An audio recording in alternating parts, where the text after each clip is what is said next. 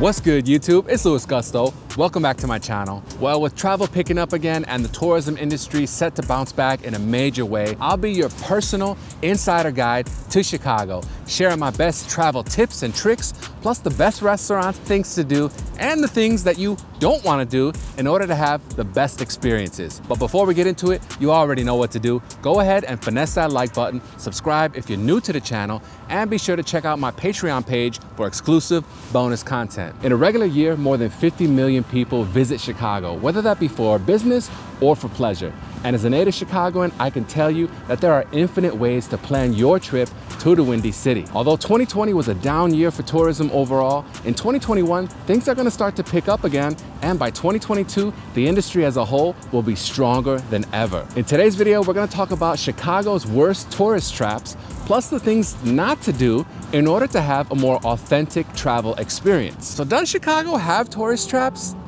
Well, yeah, kinda. You're definitely not gonna find any area in this city that's like Times Square in New York, the Hollywood Walk of Fame in LA, or the Piccadilly Circus in London. But there are some tourist traps, so let's hop right into them. First up is the big bus tours. In theory, this is such a dope experience, right? A double-decker bus, you can kick back and let a tour guide tell you all about the city as you see some of the most majestic skyscrapers. But in reality, the downtown area is built for walking. You can really go and experience it at your own pace, take the route that you want to take, or sign up with an experienced walking tour guide. Look, if you really want to kick back and let a tour guide tell you all about this city, I highly recommend the architecture boat cruises. They are a million times better. I've done them several times, and trust me, they never get old. Our next tourist trap is parking. And I've said several times on this channel that you don't need a car to travel to Chicago. But if it is a necessity, I highly recommend staying in one of our neighborhoods like Chinatown, Lincoln Park, or Hyde Park,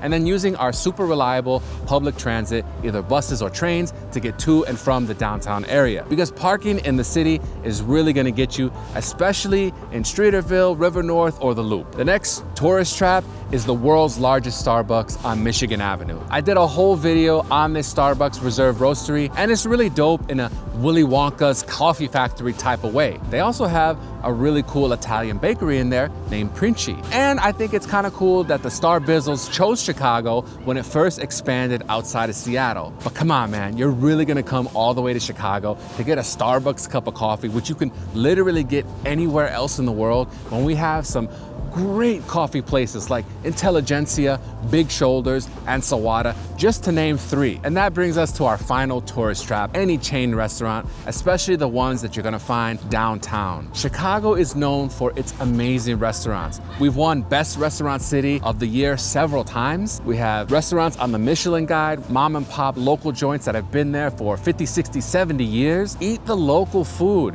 Experience Chicago one meal at a time, as they say on the Food Channel, maybe, I don't know. But when I'm talking about chains, I'm talking about the national chain restaurants that you can eat in any townville, USA, especially the Grand Lux Cafe, the Cheesecake Factory, and the Hard Rock Cafe. Avoid these places like the plague unless you really love reheated frozen TV dinners.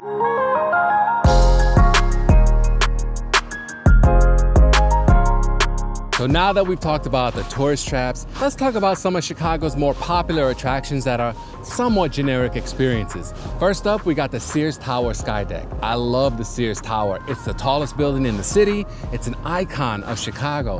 And I named my highest Patreon tier after it. But really, you're gonna end up waiting in a long line and paying a lot of money to go out on a glass balcony for some really high views, but really not very memorable. There are better observatories in the city that you can find if that's what you want to do.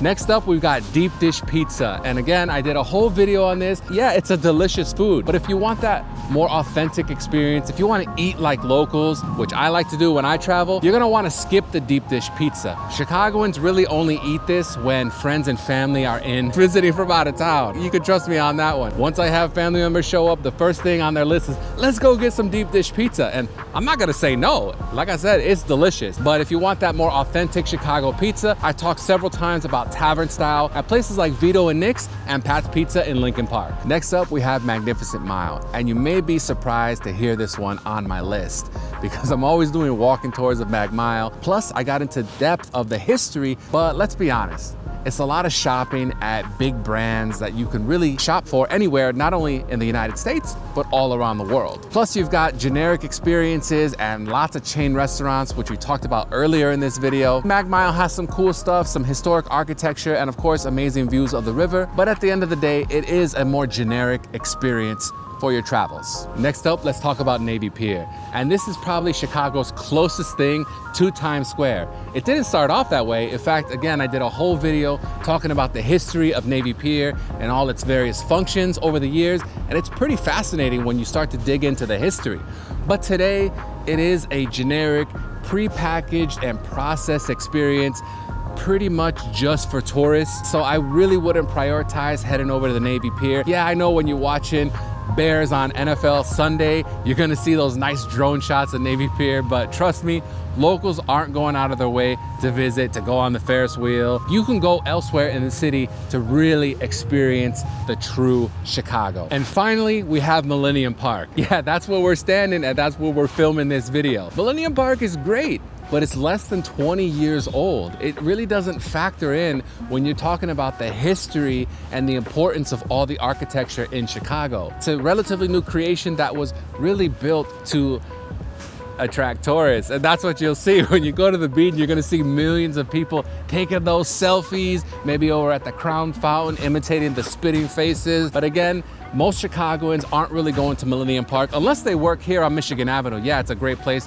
to bring your lunch, but I'm gonna keep it 100 with you guys. Coming to Millennium Park and taking pictures with the bean is not gonna give you that authentic Chicago experience. And that's what I'm trying to bring you here on this channel. So my recommendation would be to choose 1 or 2 experiences from this list, maybe Magnificent Mile and getting a deep dish pizza, and then experiencing some other great things in this city. You can travel to Chicago and completely avoid the downtown area. Not saying that I recommend that. I don't know if I'd go that far, but it definitely is possible. Make sure no matter what you do, don't stay in the downtown area your whole trip. Take at least a half a day or maybe even a full day to experience one of our various neighborhoods. We have over 200 to choose from. And for more things to do in Chicago, be sure to check out my playlist, everything from the best restaurants to history and architecture. If you made it to the end, I appreciate you. Go ahead and finesse that like button, subscribe if you're new to the channel, and I would really appreciate it if you shared this video with your very best friend. Be sure to check out my Patreon page for exclusive community and bonus content. Thank you guys so much for watching. Have a great rest of your day. I'm out of here. Peace and blessings.